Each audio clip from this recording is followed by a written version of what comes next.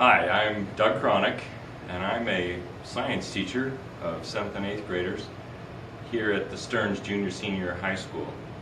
And we're in my classroom today, and we're discussing the animals that I have in my room and why I have them and what their purpose is in my classes. So right next to me here is my large female boa. Her name is Pebbles.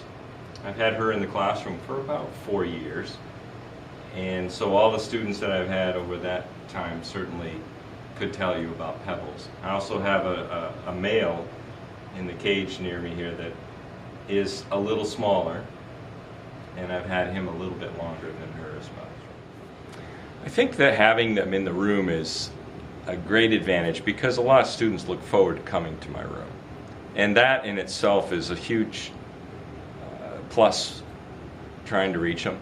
So if I can get I've always felt like if I could get a student wanting to come to my room, half the battle is won. I didn't get too much resistance. I think I had some administration that was supportive because they could see the enthusiasm and the value. Let me get I just want a natural look. We gotta get this mouth in order here. There we go. Hey, keep that mouth closed.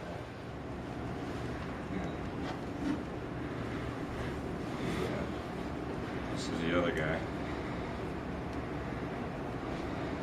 And this is actually a male.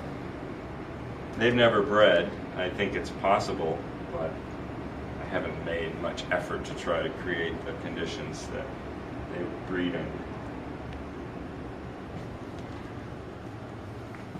Anyway.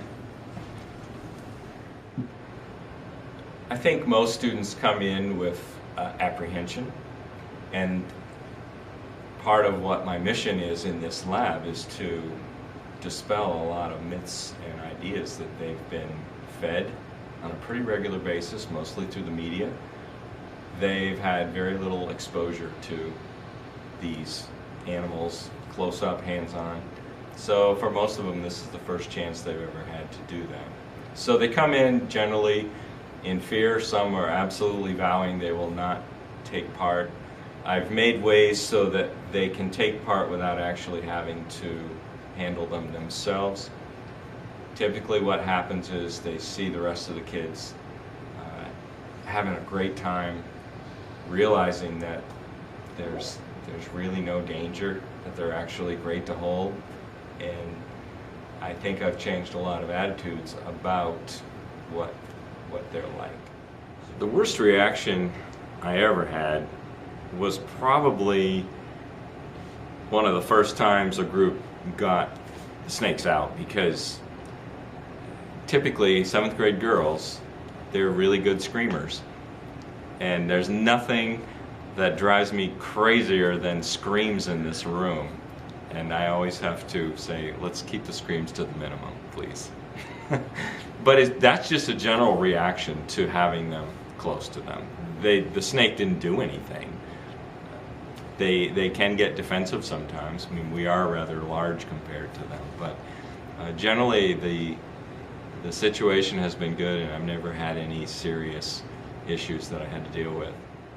It's extremely rare to have a 7th grade classroom that has this kind of activity in it. A herpetology lab is just unheard of. A lot of colleges don't have herpetology.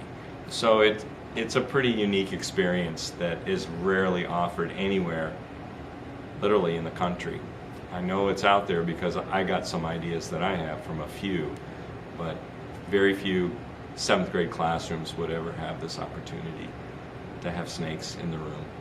So it's a great opportunity for the kids here.